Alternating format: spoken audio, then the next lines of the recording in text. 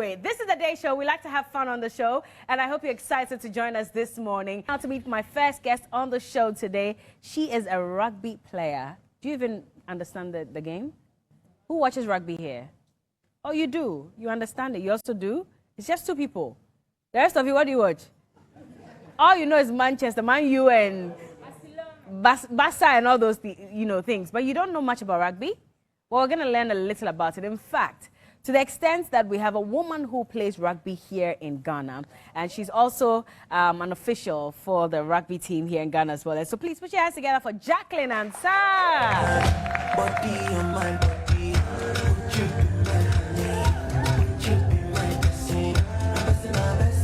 Hello. Can you dance with the ball? Hold the ball. No, hold the shake.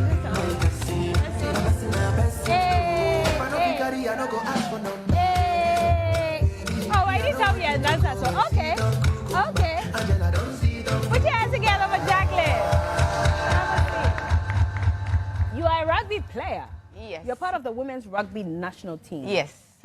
What is rugby, first of all? Like, explain it to us. It's not like soccer. No, rugby league. Yeah. Because there are two types. Oh, there's the rugby union and the rugby league. Okay. Yeah, so rugby union is happening at the African Games, but rugby league is not.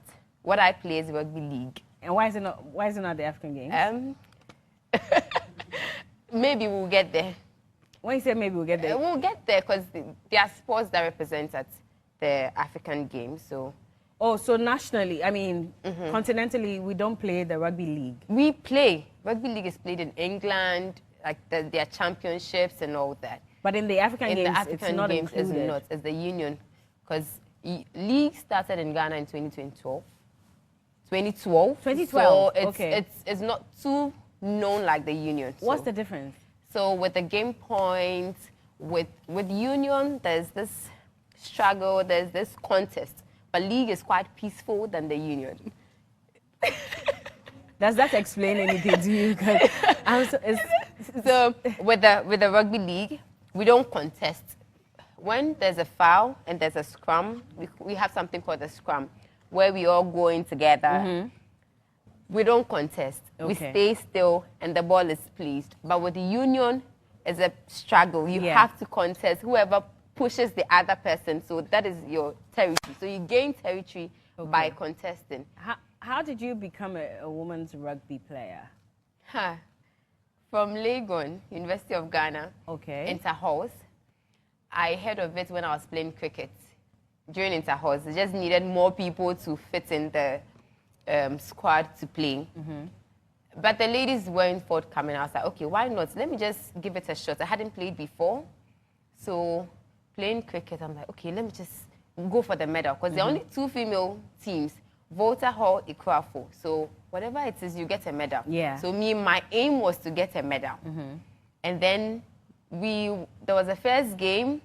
It was a tie, so they had to go for the next game, and then COVID happened. So I didn't get my medal. I didn't play, and then, yes. I'm so sorry. But after COVID, you've been able to play? After COVID, I got introduced again. I heard of it. I heard that they train on Legon campus, and I said, why not? This is what I wanted to play, at least for the medal, so let me just have a look at it. But I went on Sunday after church. And the guys were playing. When I got there, I told myself, this is not for me. Why? I had my nose. I'm like, hey, like the whole going into the tackle, contact, is a contact game. Even though there are variations, there's a touch and there's a tag when you are training kids and everything.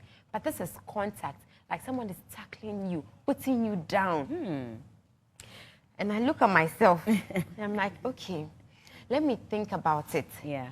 So I was told, oh, you can just start by sitting at the table, help us take the scores, stats about the players. I was like, I think I can do that. Yeah. Because I had my nails on. I was like, hey, so wait, when I start doing this, I don't have to wear nails again. So I sat at the table, took scores, the stats and everything. It was getting interesting. The females, the ladies played the touch version, so it wasn't so physical like the men. But they were getting to be introduced into the contact. I was like, hey, I will sit at the table like that and not play some. So let me just give it a shot. And I went for training. I was like, well, this is actually interesting. Like, this is where you can actually be violent, where no one would really penalize you for it. Yeah. So I said, well, this is interesting after all. And then that has been it. And so is this your career? No, I act as well. I do stage plays. Oh, no wonder you're so vocal.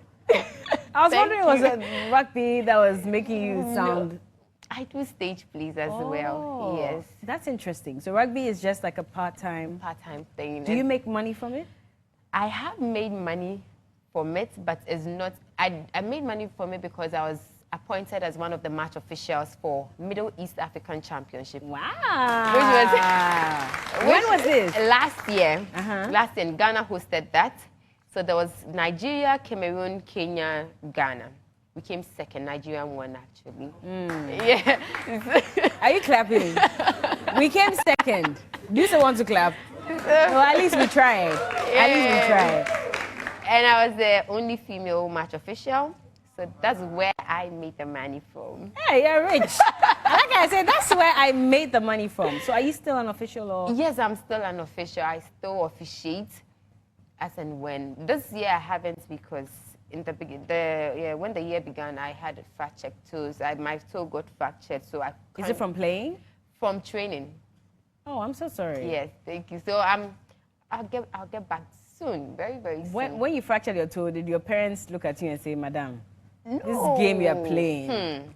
No, they were like, "Hey," I mean, they laughed about it because they know how far I've gone with sports. I've been a sports person like from primary. I used to do tracks. I used to do 4x100 and all that. SHS, I did handball, I did tracks. So university, I did netball, I did volley, I did cricket. Oh. So it's you're a sports person. Yeah, they're just surprised I decided to choose rugby. I'm even surprised myself because you're mentioning all these other sports and I'm wondering, why rugby? At least for that there's a bit more attention. Yeah. But rugby... Yeah.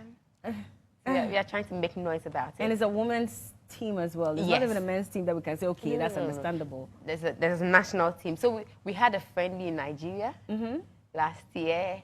And Nigeria came here, but they scored us. They scored us, eh? So how many women do we have on the team? We have playing, we have about 20 actively playing, but we have more than that. So in a match, how many? So in the match, you have 13 on each team. 13 on each side? Yes. And then you go and they have subs 17 on each side. Do you know that you've gained a point? Or we have what we call a try line. So there are like 2 lines, and there's a pole. We have the H pole. So when you ground the ball in between those lines, it's a try. We call it a try. So isn't it like the NFL kind of? Thank you. So just like the NFL where you do a touchdown, we do a try in a zone in 2 lines. So you cannot throw the ball. You have to ground the ball. With people trying to pull you down and take the ball away from you. Yes. I see. So when you score, what do they say? Goal? A try. So if I'm watching, I should say, what, try? Yes. Instead of goal. Yes, you say a try. Oh, wow, okay. And then after you have the opportunity to kick to gain 2 more points. A try is 4 points, so that's what we call a conversion. You put the ball down when you're playing a 13th, and you kick into the H pole. Yeah. Oh, I've seen that. Yes. Oh, so that's for rugby, that's not for NFL? No, the NFL... I think they kick. Honestly, it all confuses me so much. Oh. You should come watch. I should. Yes. When is your next game? Sundays at the Ajax Field, Legon, University of Ghana. The youth game is ongoing. Then the ladies will start soon. So between acting, stage plays, and rugby, if you have the opportunity to turn one into a career, full-time, which one would you go for? Well, I'll do both. No, you have to choose one. Which one do you think will make you more money? Passion aside. You can't choose. No. That means you love them equally. Yes. So there's an opportunity for you to play in some foreign team. Play rugby. Yeah. Are you still going to say you'd rather do? I will go and find a way to still do the stage plays. Yes, because I mean, I have the certificate to show that I can do the stage plays. So do Ghanaians understand rugby? Have they accepted People are warming up to it. Okay. Because initially when it started, you come to the field and the turnout is like very, very low. But now friends come around, families, like everyone wants to see what you are doing. And it's encouraging. At least you know that there's someone watching you. Are you getting national support? The $1 million question, huh? Bella, right now we are doing everything all by ourselves. Wait, sorry. You're wearing a women's rugby league national team? Yes. But you're doing everything yourself? Yes. So when you say everything, your kids, everything? I mean, I buy my own kits. I go to training. No one pays for your transportation. You do it all by yourself because you want to put the game out there, get people to know the game, get people to love the game, get people to sponsor the game. We need to start from somewhere. So we are putting ourselves out there. For like our trip to Nigeria, we needed sponsorship. Like we needed sponsorship to travel. We had to fall on friends, families, people we knew could help, like individually. To go and represent Ghana? Yeah. Is there an association? So it's the Rugby League Federation Ghana, but it's supposed to be under the association of like the National Sports Association. Yes. So you're under the Ministry of Youth and Sports? They know there's Rugby League, yeah. But they don't fund it? Funding doesn't come from there, so some come from outside. And we are trying to be full members, so we are still getting there too. So it can never really be a career for now? For now, yeah. I think it's one of the motivation to go in, like, climb the ladder of the officiates and the referee. That's how you make money?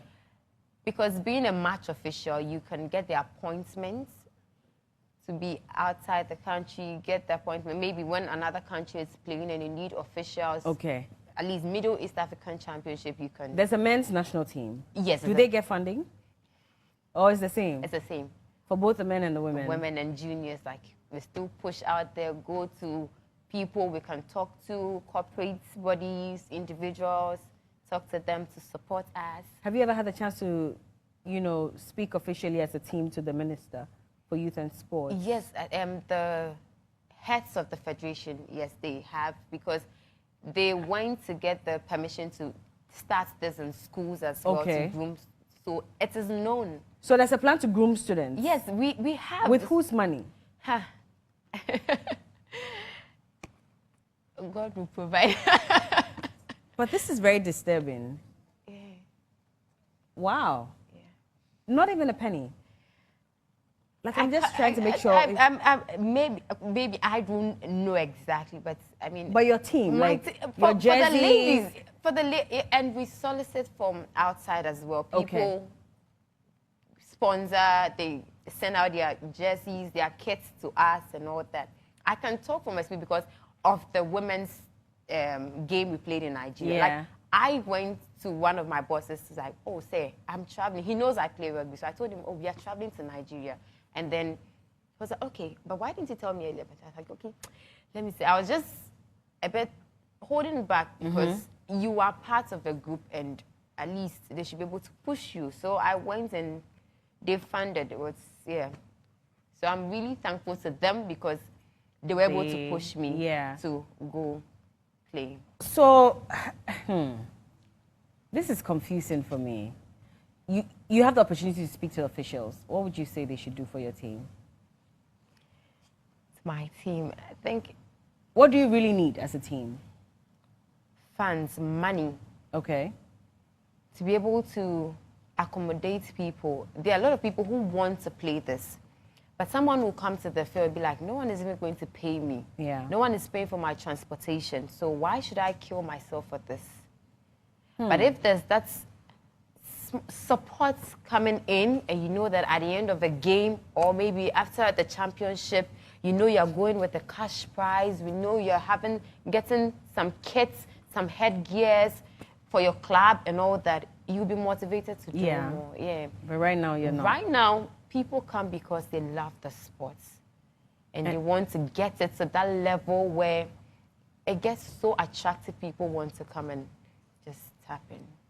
Jackie, thank you so much for speaking to us. And I really do hope that there's some supports that can come your way. I mean, for the national team, do you have a number out there? We have a page, so Rugby League Federation on all the social media handle, Twitter, Instagram, everywhere. It's Rugby League Federation Ghana. And then you get... Is anybody here interested in playing rugby? Any other girls? Oh, the guys. Okay, you want to play. But the ladies, nobody? You don't, is it because you've heard there's no money? if she said she was making, let's say, 100,000 every month, would you do it? That one you do it.